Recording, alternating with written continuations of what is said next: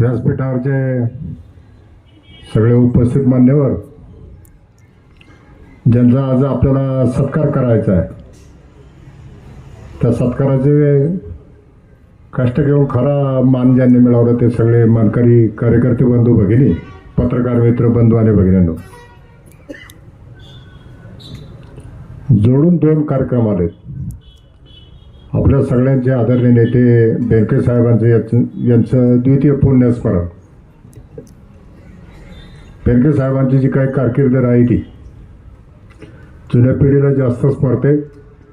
नवीन पिढी अतुल शेठ बरोबरची राजकारणात सार्वजनिक जीवनात यायला, आणि बेनके साहेब आपल्यात होते परंतु त्यांचा सार्वजनिक वावर थोडासा थांबलेला होता प्रकृतीच्या कारणास्तव. 2 निवडणुका हरले आणि 4 निवडणुका जिंकले. या जुन्नर तालुक्याचा काळे साहेब असा परिपाठ होता, तुमच्या वडिलांसहित एकदाच आमदार करायचा आणि बाजूला काढायचा. बेनके साहेबांनी त्या परंपरेला छेद देणारे एक इतिहास बनवला त्यांनी.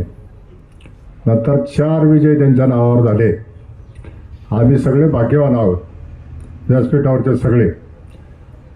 अतुल शेठचे जरी ते जन्मदाते असले तरी आम्हाला जास्त त्यांचा सहवास मिळाला हे आम्हाला अभिमानानं सांगता येतं. मार्गदर्शन मिळालं, आम्ही जास्त काळ त्यांच्याबरोबर घालवलं.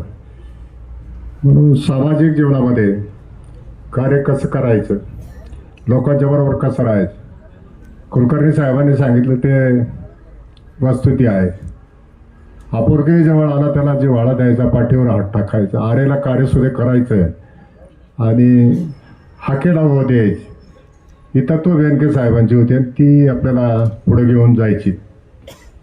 मला वाटतं आता अतुल शेठ त्याचा परिपाक किंबहुना त्याचा धडा गिरवण्याचं काम ते व्यवस्थितपणे करतात. दुसरे आपले नेते ज्या निवडणुकीच्या माहोलात आपण बाहेर आलो, त्या निवडणुकीच्या माघारीच्या नंतर पहिल्या दिवशी अकल्पित अशा प्रकारचा दुर्दैवी घातपात किंबहुना घातपात सदृश अपघात झाला. दादा म्हणजे कसे जुन्या इतिहासामध्ये आपल्याला माहीत आहे, शत्रूच्या गोटात जाऊन त्याच्या तिची छावणीचे कळस कापून आणणारी जी काही शूरवैद्य पूर्वीच्या काळात होती त्याच्यामध्ये दादाची गणना होती. आपल्याला कदाचित माहीत पडणार नाही, शेवटपर्यंत अंधारात राहील. पण पवार साहेबांनी काही मोहीम सांगितलं त्या दादाने बिनदिक्कतपणे स्वतःच्या अंगावर घेऊन पूर्ण पार पाडल्यात हे आपल्याला त्या ठिकाणी जाणवतं. आणि मग दुर्दैवानं मधल्या काळामध्ये आपण 2 नेत्यांमध्ये विभागले गेलो. सगळ्यांची तगमग चालायची. अनेक वेळा अतुल शेट्टी संपर्क साधला, पण काहींची विचारधारा होती आणि काहींचं वास्तवात आता इथून पुढं कसं जायचं या अनुषंगाने याचा फटका आपल्याला सगळीकडं विधानसभेपासून प्रत्येक निवडणुकीत थोड्याफार फरकानं बसायला लागला. चाणक्य दादांनी हेरले, दादांनीच याच्यात पुढाकार घेणं भाग होता आणि त्यांनी ते धाडस केलं. मग आता संभाजी शेठ आणि बाकी सगळे म्हटल्याप्रमाणे याच्यामध्ये काहीतरी गडबड होते म्हणून की काय दादांना घेरायचा प्रयत्न सगळ्या बाजूने होतो आणि आपल्याला सगळ्यांना बरं वाटावं पुढच्या कालखंडामध्ये. जसं राज ठाकरे साहेब सुद्धा म्हणतात की हे रांगडा पक्ष आहे, या रांगड्या पक्षाचा अध्यक्ष कोण असावं त्याचा त्यांनी उल्लेख केला होता. म्हणून हा पक्ष महाराष्ट्रामध्ये अंकुश शेट्टी सुद्धा उल्लेख केला की शेतकऱ्यांना जवळचं कोण वाटतं हा राष्ट्रवादी पक्ष. हा पक्ष एक व्हावा याच्यासाठीच्याच आता सगळ्या जुळवाजुळी झालेल्या असताना ही परिस्थिती आली. पण नेत्याने आपल्याला अतुल शेट्टी बऱ्याच दिवसापूर्वी निर्णय घेतला होता. खासदार अमोल कोल्हे साहेब आणि अतुल शेट्टी एकत्र यायला थोडासा विलंब झाला आणि नगरपालिकेमध्ये थोडासा आम्ही उशिरानं एकमेकाकडे पाहत बरेचसे ते पुढे गेले आणि त्याची परिणिती काय आहे ती आपण सगळ्यांनी अनुभवली. पण या निवडणुकीला आता एकत्रित येऊन आपल्याला सामोरं जायचं. एकत्रित यायचं म्हणजे काय, कोल्हे साहेब तिकडे दिल्लीमध्ये राज्याच्या राजकारणात थोडंसं काय त्यांना भूमिका असते, पण तालुका इथं अतुल शेठवर सोपवायचं आणि विचार विनिमयाने आपल्याला असं जायचं.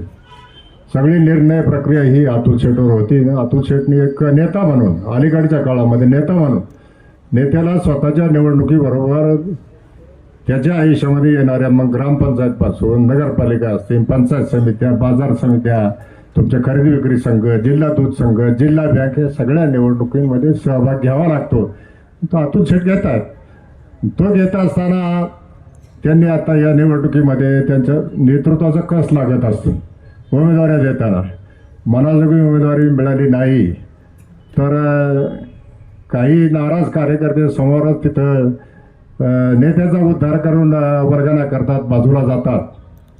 थोडेफार त्या ठिकाणी उदो करणारे असतात. मगाशी मला आपले ज्येष्ठ पत्रकार वाणी साहेब म्हणत होते की विजय अनपेक्षित का कसं काय ठरवून. म्हटलं अनपेक्षित अजिबात नाही, हा ठरवलेलाच होता. पुढे एखाद्या दोन अजून हक्काच्या जागा गेल्या त्याची चुटपुट आहे. आपण सगळ्यांनी चांगला विजय मिळवलाय आणि आता या विजयाच्या नंतर आता काही लगेच कुठल्या निवडणुका मला वाटतं घाईने नाही. देवराम लांडे साहेब असतील, भोईर साहेब, स्वतः मी, तुषार भाऊ, अंकुश शेठ, गुलाबराव पारखे, मोहित ढमाले आम्ही जिल्हा परिषदमध्ये काम केले आणि आज जिल्हा परिषद पंचायत समितीत निवडून आलेल्या या सगळ्या आपल्या सहकाऱ्यांचा त्या ठिकाणी सत्कार करायचा आणि त्यांना पुढच्या कार्याला शुभेच्छा द्यायच्या. आम्ही आमच्या अनुभवाचे बहुत सांगतो. आता दादा आपल्यात नाहीत परंतु दादांचेच व्यक्ती या जिल्ह्यावर पालकमंत्री राहते आणि आपण सगळेजण एक आहोत.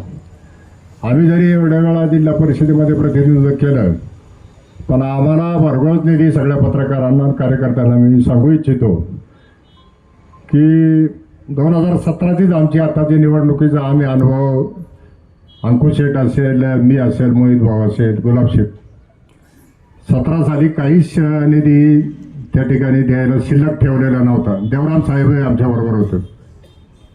18 साल उजाडलं, थोडा थोडा निधी दिला. मोहित भाऊ ढमाले म्हणजे या सगळा निधी आपल्या खिशातून पैसे घालून काम करावं लागेल याच्याकरता आपण सदस्य झालो का इतके खटाटोप केला. पण मित्रांनो 19 साली अतुल शेठ आमदार झाले आणि तिथून पुढे निधी जो चालू झाला.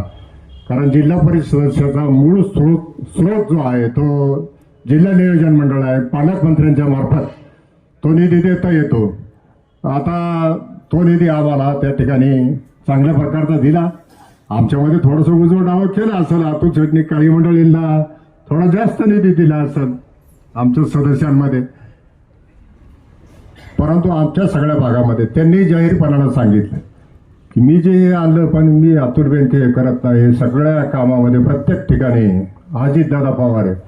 तसं आम्ही सांगतो की आम्ही जे काही ते राबवलं, जे काही केलं शेतकऱ्याच्या बांधापर्यंत विकास झाला तर त्याच्या पाठीमागे अतुल शेठ होते. मग अतुल शेठनी ही रणनीती या निवडणुकीमध्ये यशस्वी करून दाखवली. सगळ्या कार्यकर्त्यांनी त्यांच्या हाकेला ओ दिली. पण अतुल शेठला माझी एक सूचना आहे, एक ज्येष्ठ या नात्यानं सूचना करायचा आम्हाला अधिकार आहे की निवडून आले ते तर बहादरचे त्या कार्यकर्त्यांना धन्यवादाचे.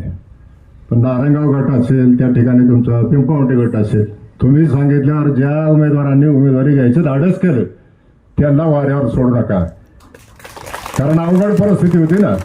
काय शशी भाऊ, नारायणगावला कोणीतरी उभं राहिलं तर तयार पाहिजे ना. प्रियांका ताई शेळकेंनी सांगितलं येस आय एम रेडी. तसंच आमचं विजू कुराडे सरांनी या कार्यकर्त्यांना सुद्धा कुठंतरी भविष्यामध्ये शक्ती द्यायला पाहिजे हा संदेश जातो. नेतृत्वाची ही कसोटी असते की आज आपल्याला नेत्याने सांगितलं ना मान कापले तरी बेहतर, पण आपण तिथं त्या ठिकाणी तयार राहिलं पाहिजे ना. अशा पद्धतीने मग नेतृत्व घडत जातं. पण आता काय आम्ही सगळ्याच मार्गदर्शन आमचे बरेच पुढे गेले तुम्ही निघून. तर आता सगळे लोक ज्येष्ठ आम्हाला आता चौगुले साहेब आम्ही सगळे ज्येष्ठांच्या यादीमध्ये आता त्यांना बोलायला पाहिजे होतं पण मला वाटतं वेळ जास्त झाला.